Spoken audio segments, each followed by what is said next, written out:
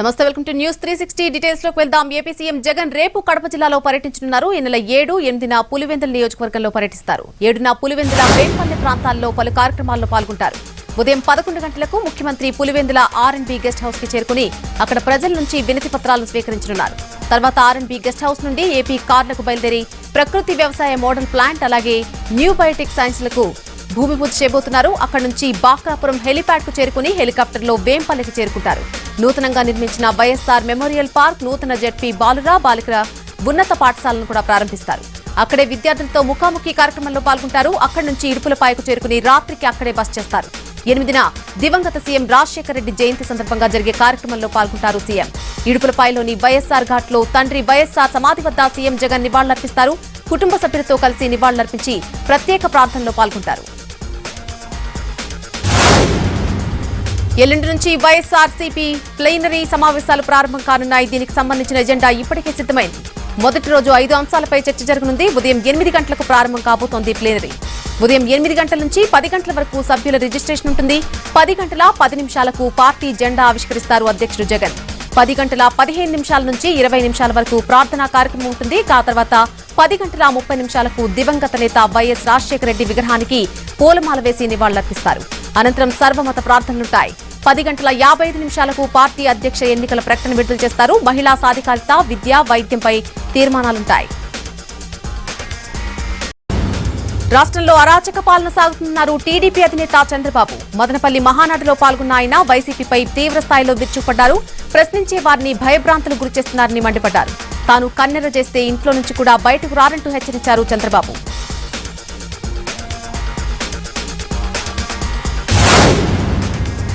చేరికల విషయంలో BJP high command serious గా ఉంది. ఇప్పటికే పలుమార్లు చేరికలపై దృష్టి పెట్టాలని రాష్ట్ర నేతలకు చెప్పారు ఢిల్లీ పెద్దలు. ఈగోలు పక్కన పెట్టాలని చెప్పినా రాష్ట్ర నేతలు పట్టించుకోకపోవడంపై ఆగ్రహం వ్యక్తం చేసినట్టుగా తెలుస్తోంది. నేతల మధ్య ఏకాభిప్రాయం రాక ఒకరు తెచ్చిన వ్యక్తిని మరొకరు అడ్డుకోవడంతో చేరికలాగిపోయాయి. ఇదే అంశాన్ని హైకమాండ్ దృష్టికి తీసుకెళ్లారు కొందరు నేతలు. దీంతో రాష్ట్ర నేతల భేటీలో చేరికలపై క్లారిటీ ఇచ్చారు ఢిల్లీ నేతలు. ఏకాభిప్రాయం ఉంటే చేర్చుకోండి, రాని ఉంటే తమ దగ్గరికి పంపించాలని నడ్డా, అమిత్ షా సూచించారు. మంత్రి కేటీఆర్ కూడా హైదరాబాద్ ను అదానీబాద్ గా మార్చాలని చూస్తున్నారని అన్నారు కాంగ్రెస్ ఎంపీ కోమటిరెడ్డి వెంకటరెడ్డి. అదానీ కంపెనీతో కలిసి మీ బంధువుకు కోల్ మైన్ లీజును 60,000 కోట్లకు ఎలా ఇచ్చారని ప్రశ్నించారు. మోడీ, కేసీఆర్ దోచిపెట్టేది అదానీలకే అని దీనికి తానే సాక్ష్యమన్నారు కోమటిరెడ్డి.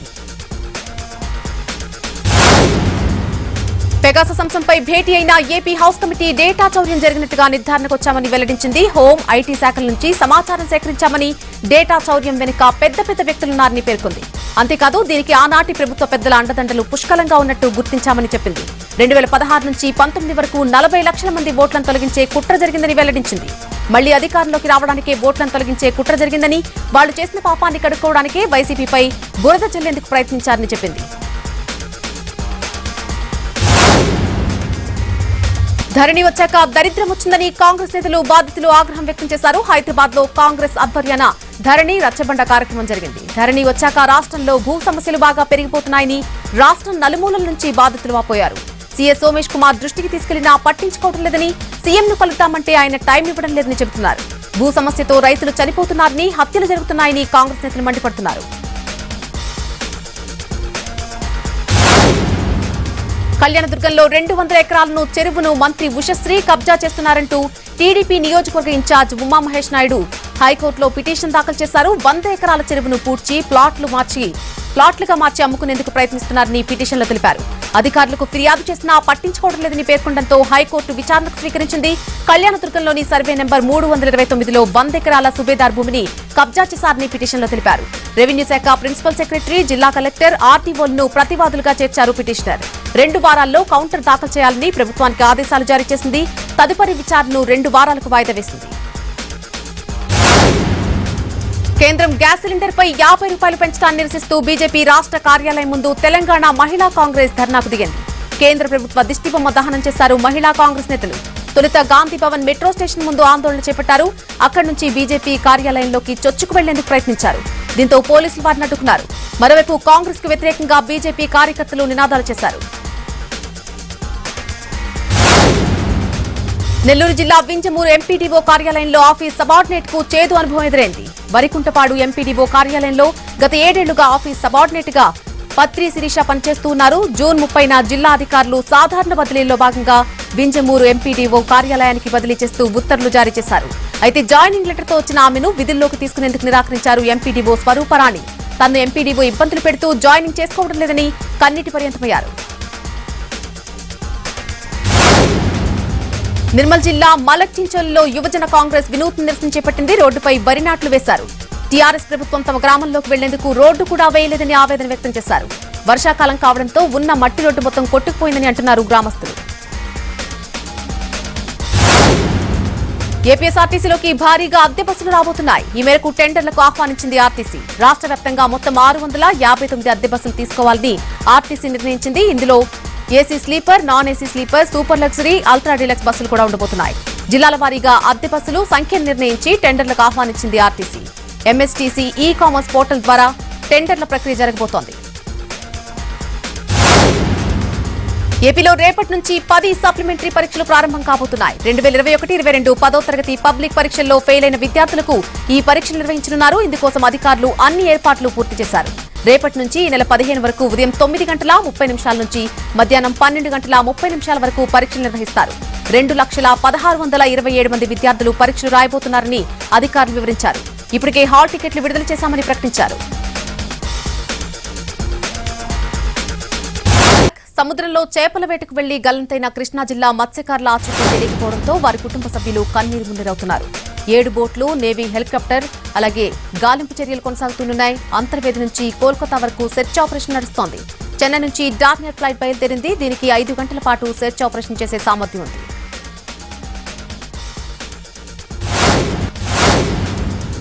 నిజామాబాద్ బస్వాపూర్ గ్రామీణ బ్యాంక్ చోరీ కేసులో కీలక మలుపు తిరిగింది. గ్యాస్ కట్టర్తో గ్రిల్స్ తొలగిస్తూ ఉండగా మంటలు రావడంతో అక్కడే పడిపోయిన మఫ్లర్, మంకీ క్యాప్ కవర్ని వదిలేసి వెళ్లిపోయారు దుండగులు.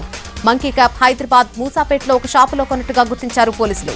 మూసాపేట్ షాపులో ఉన్న సీసీ ఫుటేజ్ సేకరించినట్టుగా సమాచారం. సీసీ కెమెరా దృశ్యాలు ఆధారంగా నిందితుల్ని గుర్తించబోతున్నారు పోలీసులు.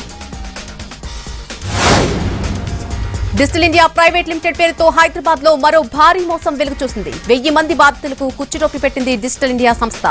బాధితుల నుంచి 50 కోట్లు వసూలు చేసి బోర్డు తిప్పేసింది. పుస్తకాలను స్కాన్ చేసి పంపితే డబ్బులు ఇస్తామని ఎరవేసిన నిర్వాహకులు భారీ మొత్తంలో డబ్బులు వసూలు చేశారు. పుస్తకాల స్కాన్ కోసం డిపాజిట్లు సేకరించారు. గత 3 నెలలుగా డబ్బులు చెల్లించకపోవడంతో సీసీఎస్ లో ఫిర్యాదు చేశారు వందలాది మంది బాధితులు. ఇప్పటికే ఏడాది నుంచి వర్క్ ఫ్రం హోం పేరుతో మోసం చేసింది సంస్థ. నిజామాబాద్ లో ఉగ్ర లింకులు కలకలం రేపాయి. సిమి అనుబంధ సంస్థ పీఎఫ్ఐ ట్రైనర్ ఖాదర్ ను అరెస్ట్ చేసిన పోలీసులు ఉగ్ర కుట్రను భగ్నం చేశారు. పీఎఫ్ఐ ట్రైనింగ్ పేరుతో మత ఘర్షణలకు కుట్ర పన్నిన ఖాదర్ నిజామాబాద్ ఆటోనగర్ లో శిక్షణ ఇచ్చినట్లు పోలీసులు గుర్తించారు. శిక్షణలో చాలా మంది యువకులున్నట్టుగా నిర్ధారించుకున్నారు. జగిత్యాల, హైదరాబాద్, కర్నూలు, కడప, నెల్లూరు యువకులకు ఖాదర్ శిక్షణ ఇచ్చారని పోలీసులు గుర్తించారు. ఖాదర్ దగ్గర నుంచి మారణాయుధాలు, నిషేధిత వస్తువులు స్వాధీనం చేసుకున్నారు. విజయవాడ బార్ అండ్ రెస్టారెంట్ యజమానులతో డీసీపీ విశాల్ గున్ని సమావేశం నిర్వహించారు. శాంతి భద్రతల విషయంలో బార్ అండ్ రెస్టారెంట్ నిర్వాహకులది కీలక పాత్రన్నారు. ఎక్కువ crime planning bar and restaurant లోనే జరుగుతుందని, బార్ యాజమాన్యాలు ఐపీ బేస్ సీసీ కెమెరాలు ఏర్పాటు చేయాలని సూచించారు విశాల్ గున్ని. రాత్రి 11 గంటలు దాటిన తర్వాత బార్ రెస్టారెంట్లు తెరిచి ఉంటే చర్యలు తప్పవని హెచ్చరించారు. రేపటి నుంచి కాకతీయుల ఉత్సవాలు జరగనున్నాయి. చరిత్రను చాటి చెప్పేలా రేపటి నుంచి ఈ నెల 13 వరకు కాకతీయ వైభవ సప్తాహం కార్యక్రమాన్ని రాష్ట్ర ప్రభుత్వం ప్రతిష్టాత్మకంగా నిర్వహిస్తోంది. కాకతీయ పాలనా వైభవం, చారిత్రక విశిష్టత తెలిపేలా సప్తాహాన్ని ఘనంగా నిర్వహించాలి అనేది ప్రభుత్వ ఉద్దేశం. ఢిల్లీలోని తెలంగాణ భవన్లో లాల్ దర్వాజా సింహవాహిని అమ్మవారి బోనాలు ఘనంగా జరుగుతున్నాయి. కేంద్ర మంత్రి కిషన్ రెడ్డి అమ్మవారికి బోనం సమర్పించారు. వచ్చే ఏడాది నుంచి ఢిల్లీలో జరిగే బోనాల ఉత్సవాలను కేంద్ర ప్రభుత్వ నిధులతో జరుపుతామన్నారు కిషన్ రెడ్డి. కేంద్ర టూరిజం శాఖ నుంచి నిధులు కేటాయిస్తామని అన్నారు. లాల్ దర్వాజా బోనాల కమిటీ ఇతర దేవాలయాలను కలుపుకొని ఉత్సవాలు నిర్వహించాలని అన్నారు.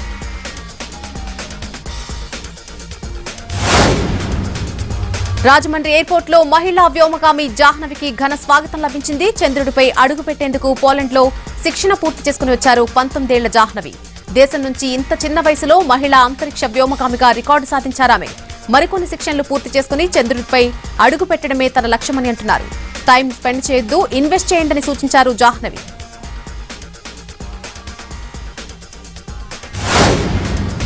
రేపు సెప్టెంబర్ నెలకు సంబంధించిన తిరుమల శ్రీవారి 300 రూపాయల ప్రత్యేక ప్రవేశ దర్శన టికెట్ల కోటా విడుదల కాబోతోంది. ఉదయం 9 గంటలకు టీటీడీ ఆన్లైన్ లో విడుదల చేయనుంది. జూలై 12, 15, 17 తేదీల్లో 300 రూపాయల ప్రత్యేక ప్రవేశ దర్శన టికెట్ల కోటాని ఇవాళ ఆన్లైన్ లో విడుదల చేశారు. భక్తులు ఈ విషయాన్ని గమనించి దర్శన టికెట్లను బుక్ చేసుకోవాల్సిందిగా టీటీడీ కోరింది. కేంద్ర మంత్రి పదవికి ముఖ్తార్ అబ్బాస్ నఖ్వీ రాజీనామా చేశారు. రేపటితో ఆయన రాజ్యసభ పదవీ కాలం ముగియనుండటంతో రాజీనామా చేశారు. రాజీనామా లేఖను ప్రధాని మోడీకి అందించారు. ఈ రోజు చివరిసారిగా మంత్రివర్గ సమావేశంలో పాల్గొన్నారు. అయితే ఉపరాష్ట్రపతి పదవి రేసులో ముఖ్తార్ అబ్బాస్ నఖ్వీ ఉన్నట్టుగా రాజకీయ వర్గాల్లో చర్చ జరుగుతోంది. కేంద్ర ప్రభుత్వం 4గురిని రాజ్యసభకు నామినేట్ చేసింది. రాజ్యసభకు ఎంపికైన వారిలో 2 సినిమా రంగం, 1 క్రీడలు, మరొకరు ఆధ్యాత్మిక రంగానికి చెందిన వారుగా ఉన్నారు. సంగీత దర్శకుడు ఇళయరాజా, అలాగే దర్శకుడు రచయిత విజేంద్ర ప్రసాద్, పరుగుల రాణి పీటీ ఉషా, ధర్మస్థలం ఆలయంలో విశేష సేవలందిస్తున్నటువంటి వీరేంద్ర హెగ్డేను రాజ్యసభకు నామినేట్ చేసింది.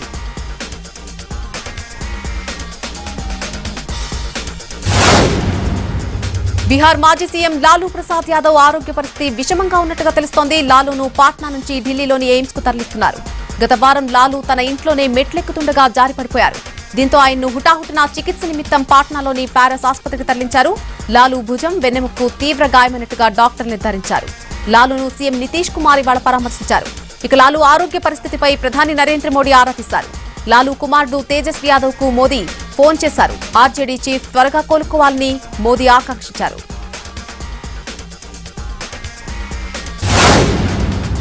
పంజాబ్ సీఎం భగవంత్ మాన్ సింగ్ పెళ్లిపీటలెక్కబోతున్నారు. రేపు చండీగఢ్లోని తన నివాసంలో డాక్టర్ గురుప్రీత్ కౌర్ ను పెళ్లాడబోతున్నారు. కొద్ది మంది సన్నిహితులను మాత్రమే ఈ పెళ్లికి ఆహ్వానించారు. ఢిల్లీ సీఎం కేజ్రీవాల్ వెళ్లబోతున్నారు. అలాగే 6 ఏళ్ల క్రితం మొదటి భార్యకు విడాకులిచ్చారు Bhagavanth Maan.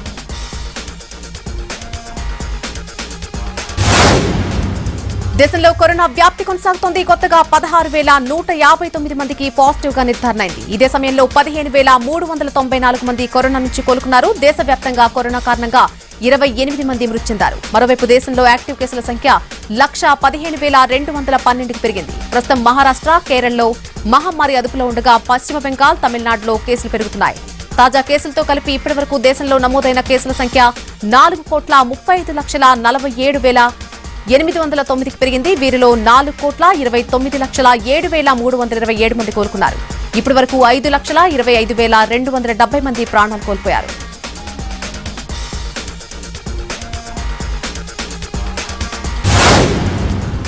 Corona 4th wave ముప్పు ముంచుకొస్తుందన్న ఆందోళనలతో కేంద్ర ప్రభుత్వం కీలక నిర్ణయం తీసుకుంది. Covid vaccine second dose, booster dose మధ్య గ్యాప్ ను 6 నెలలకు తగ్గించింది.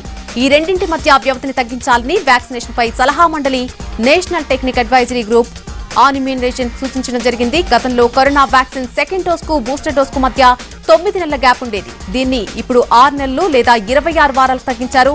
18 నుంచి 59 ఏళ్ల వారికి సెకండ్ డోస్ తీసుకున్న 6 నెలల తర్వాత ప్రికాషన్ డోస్ తీసుకోవచ్చని చెప్పింది ప్రభుత్వం. కోవిడ్ వ్యాక్సినేషన్ కేంద్రాల్లో బూస్టర్ డోసులు అందిస్తారని తెలిపింది.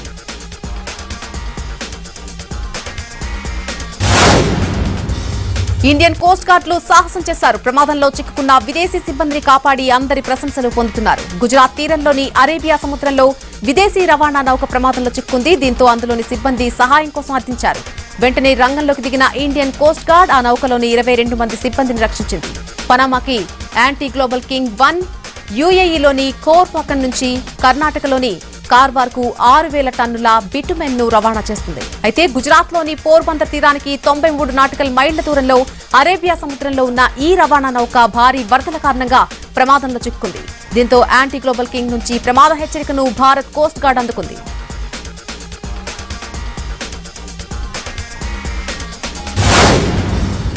బీజేపీ బహిష్కృత నేత నుపూర్ శర్మను చంపే వాళ్లకు నజరానా ఇస్తానన్న అజ్మీర్ దర్గా ఖాదిం సల్మాన్ చిస్తీని అరెస్ట్ చేశారు రాజస్థాన్ పోలీసులు. నుపూర్ ను చంపిన వాళ్లకు తన ఇంటినే కానుకిస్తానని ప్రకటించాడు సల్మాన్ చిస్తీ. నుపూర్ శర్మ తలను తెచ్చిన వాళ్లకి తన ఇంటిని అప్పగిస్తానని వీడియో విడుదల చేశాడు. తన్ను తాను ముస్లింలకు రక్షించే అసలైన ఖాజా సైనికుడిగా చెప్పుకుంటాడు సల్మాన్ చిస్తీ. దీంతో చిస్తీపై కేసు నమోదు చేసిన పోలీసులు ఇవాళ అతన్ని అరెస్ట్ చేశారు. రౌడీ షీటర్ గా ఉన్న చిస్తీపై 13కు పైగా కేసులున్నాయని తెలిపారు.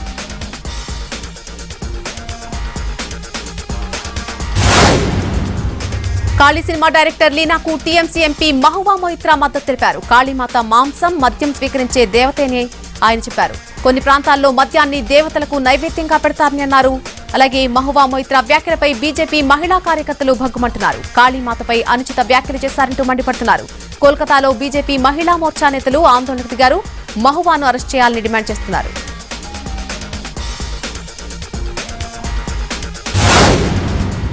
భూ వివాదంలో తమకు అనుకూలంగా తీర్పు ఇవ్వకపోతే బదిలీ చేయిస్తామని హైకోర్టు న్యాయమూర్తిని బెదిరించిన ఘటన కర్ణాటకలో వెలుగు చూసింది. బదిలీ బెదిరింపులకు గురైన రాష్ట్ర హైకోర్టు న్యాయమూర్తి జస్టిస్ హెచ్పి సందేశ్ ఈ విషయాన్ని స్వయంగా ప్రకటించారు. అయితే తాను ఎవరికీ భయపడేది లేదని ఆయన తేల్చి చెప్పారు. ఇటీవల బెంగళూరు నగర ఉప కమిషనర్ కార్యాలయంలో 2 అధికారులు 5 లక్షల లంచం తీసుకుంటూ పట్టుబడ్డారు. భూ వివాదం విషయంలో అనుకూలంగా వ్యవహరించడానికి గాను అధికారులిద్దరూ కూడా లంచం తీసుకుంటూ చిక్కారు. ఈ కేసులో పట్టుబడిన డిప్యూటీ తహసీల్దార్ పిఎస్ మహేష్ బెయిల్ పిటిషన్ దాఖలు చేశారు. దీనిపై విచారణలో high court judge justice HP Sandesh ఏసీబీకి వ్యతిరేకంగా వ్యాఖ్యలు చేశారు. రాష్ట్రంలో ఏడీజీపీ ఆధ్వర్యంలోని ఏసీబీ కార్యాలయం కలెక్షన్ సెంటర్ గా మారిపోయిందని న్యాయమూర్తి వ్యాఖ్యానించారు. 2016 నుంచి పట్టుబడిన అవినీతి కేసుల వివరాలను కోర్టుకు అందించాలని ఈ ఏడాది జూన్ 29న ఆదేశించినా అందులో ఏసీబీ వైఫల్యం చెందిందని అసహనం వ్యక్తం చేశారు. ఈ నేపథ్యంలో ఇవాళ మరోసారి కేసు విచారణకొచ్చింది. ఈ సందర్భంగా న్యాయమూర్తి జస్టిస్ హెచ్పి సందేశ్ తనకొచ్చిన బదిలీ బెదిరింపులను వెల్లడించారు. బెదిరింపుల వెనుక ఏసీబీ ఏడీజీపీ సీమంత్ కుమార్ ప్రోద్బలం ఉందన్న అనుమానాలు వ్యక్తమవుతున్నాయి.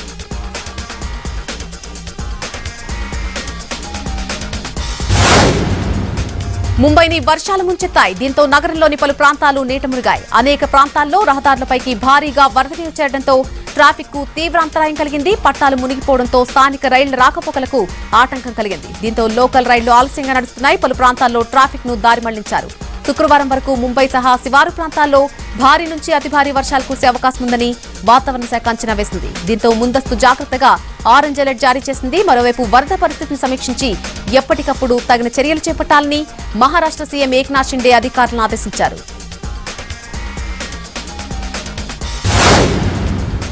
హిమాచల్ ప్రదేశ్ లో ఆకస్మిక వరదలు బీభత్సం సృష్టిస్తూ ఉన్నాయి. కులు జిల్లాలో నిన్న రాత్రి నుంచి ఎడతెరిపి లేకుండా వర్షాలు కురుస్తూ ఉండడంతో వరదలు ముంచెత్తుతున్నాయి. దీంతో రాష్ట్రంలోని పలు ప్రాంతాలకు రాకపోకలు బంద్ అయ్యాయి. వరదలతో జిల్లాలో 6 గల్లంతైనట్టుగా అధికారులు తెలిపారు. మరోవైపు సిమ్లాలోని ధల్లీ సొరంగం సమీపంలో కొండ చర్యలు విరిగిపడ్డాయి. ఈ ఘటనలో ఒక మహిళ మృతి చెందగా మరో 2 గాయపడ్డారు. వీరంతా వలస కార్మికులు. రోడ్డు పక్కన నిద్రిస్తున్న సమయంలో ఒక్కసారిగా కొండ చర్యలు విరిగిపడ్డాయి. గాయపడిన వారిని వెంటనే ఆసుపత్రికి తరలించారు. కొన్ని వాహనాలు కూడా ధ్వంసమయ్యాయి. కొండ చర్యలు విరిగిపడిన ప్రాంతాల్లో సహాయక చర్యలు కొనసాగుతున్నాయి.